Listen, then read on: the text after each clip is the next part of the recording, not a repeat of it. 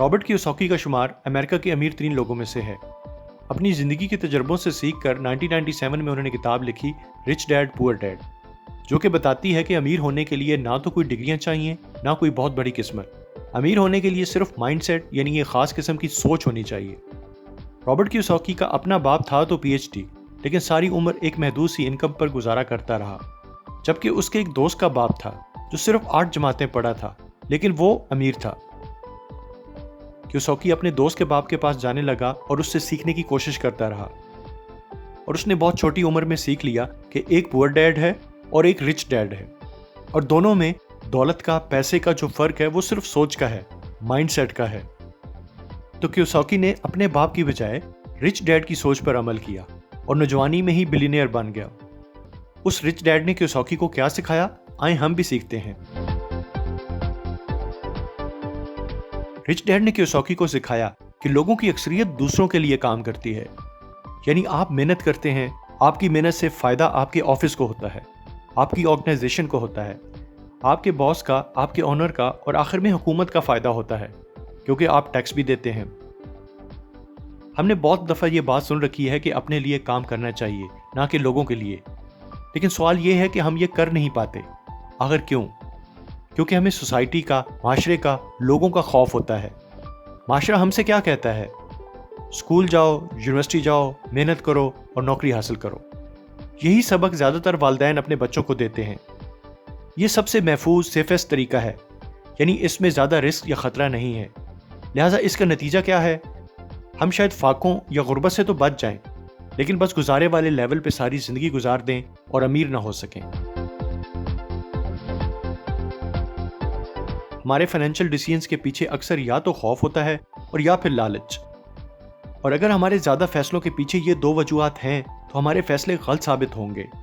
मिसाल के तौर पे अगर हमारे पास कुछ एक्स्ट्रा पैसे आए हैं, या तो हम ज़्यादा लालच में किसी ऐसी इन्वेस्टमेंट में ये पैसे ज़ाया कर बैठते हैं, या फिर पैसे ज़ाया होने के डर से कभी इन्वेस्ट ही नहीं कर पाते। अब आप लालच और खौफ दोनों के बगैर कैसे बेहतर इन्वेस्ट कर सकते हैं? अपनी फाइनेंशियल नॉलेज को बढ़ाकर, यानी कहाँ रिस्क ज़्यादा है उसका एनालिसिस करके। जितनी आपके पास फाइनेंशियल नॉलेज ज़्यादा होगी, उतना बेहतर आप फैसला कर सकेंगे। कोई स्कूल, यूनिवर्सिटी, वालिदैन आपको फाइनेंशियल एजुकेशन नहीं देंगे, ये खुद आपको हासिल करनी है। इसलिए आप ऑनलाइन रिसोर्सेज देखें, ऑनलाइन कोर्सेज भी ले सकते हैं, एक्सपर्ट्स के पास जा सकते हैं। जितना जल्दी आपको फाइनेंशियल नॉलेज आ जाएगा, आपकी तरक्की के इम्कानात ज़्यादा हो जाएंगे। फाइनेंशियल नॉलेज आने से आप अपनी मौजूदा फाइनेंशियल पोजीशन का अंदाज़ा लगा सकते हैं, एनालिसिस कर सकते हैं, और ये मालूम कर सकते हैं कि एक गोल तक पहुंचने में आपको कितना वक्त लगेगा और आप किस तरह से पैसा कमा सकते हैं। कियोसाकी के मुताबिक फाइनेंशियल लिटरेसी में 4 चीज़ें सीखना बहुत ज़रूरी हैं। बुनियादी अकाउंटिंग की सूझबूझ होनी चाहिए, और इसी तरह इन्वेस्टमेंट की भी सूझबूझ होनी चाहिए कि कहाँ पैसा लगाना चाहिए। हमें मार्केट का भी पता होना चाहिए कि मार्केट में किस चीज़ की डिमांड है, और फिर टैक्स लॉज को भी समझना बहुत ज़रूरी है। हम अक्सर ये समझते हैं कि लेजीनेस या सुस्ती का मतलब है कि सोफे पे बैठे रहना, वक्त ज़ाया करना और कुछ ना करना। यकीनी तौर पे ये सुस्ती ही है, और इस तरह का बंदा ज़िंदगी में कुछ नहीं कर सकता। लेकिन सुस्ती की एक और किस्म भी है, और वो ये है कि आपके पास फाइनेंशियल नॉलेज भी हो और आप मेहनत भी कर रहे हों, लेकिन जो आपको करना चाहिए आप वो नहीं कर रहे। मिसाल के तौर पर आप पूरा वीक मसरूफ़ रहते हैं, आपके पास अपने लिए और अपनी फैमिली के लिए वक्त ही नहीं है। तो क्या आप अपनी हेल्थ की या फैमिली लाइफ ख़त्म होने की कॉस्ट का अंदाज़ा या एस्टिमेट लगा सकते हैं? लिहाजा हमेशा ये देखें कि वो अहम चीज़ें ज़िंदगी में रह ना जाएं जिनकी एक बहुत बड़ी फाइनेंशियल कॉस्ट हो सकती है। एसेट से मुराद वो चीज़ें हैं जिनसे आपको इनकम आती है और लायबिलिटीज़ पर आपका खर्चा होता है। एसेट्स में शामिल हैं real estate, stock shares, bonds, कोई इंटेलेक्चुअल प्रॉपर्टी जैसे किताब लिखना। इन एसेट्स पे अगर आप इन्वेस्ट करेंगे तो वो पैसे ऐसे हैं कि जैसे आपने एम्प्लॉयज़ रख लिए हों, और एम्प्लॉयज़ आपके लिए अब काम कर रहे हैं, आपको कमा कर दे रहे हैं। अपनी फाइनेंशियल एजुकेशन के बाद एनालिसिस करें कि क्या चीज़ आपके लिए एसेट है और क्या लायबिलिटी। मिसाल के तौर पे कुछ लोग सारी उम्र घर बनाने के ख्वाब में अपनी सारी जमा पूंजी खर्च कर बैठते हैं, लेकिन कुछ लोगों के नज़दीक घर एसेट नहीं है बल्कि लायबिलिटी है। वो घर पे पैसा लगाने की बजाय किसी और बिजनेस में वही इन्वेस्टमेंट कर देते हैं और अपने पैसे को मल्टीप्लाई कर लेते हैं।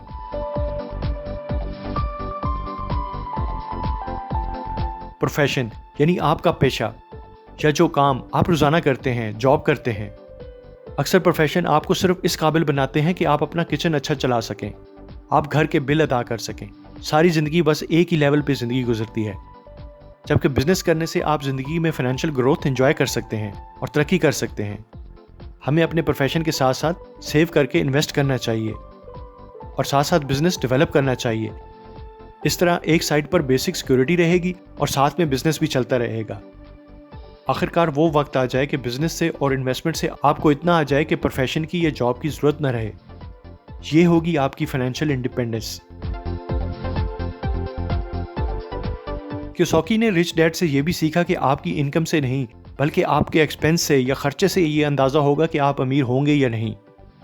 जो गरीब होंगे वो जितनी आमदनी होगी सारी की सारी खर्च कर देते हैं। जो मिडिल क्लास लोग हैं वो अपनी आमदनी से खर्च करते हैं और जो बच जाए उससे लायबिलिटीज अपनी बढ़ा लेते हैं। बैंक से कार ले ली, घर ले लिया, अब उसकी किस्त हर माह देना पड़ेगी। और जो अमीर लोग हैं वो अपनी इनकम से एसेट्स बनाते हैं और जो एसेट से इनकम आती है उससे फिर इन्वेस्ट करते हैं और इस तरह वो पैसे से पैसा कमाते हैं।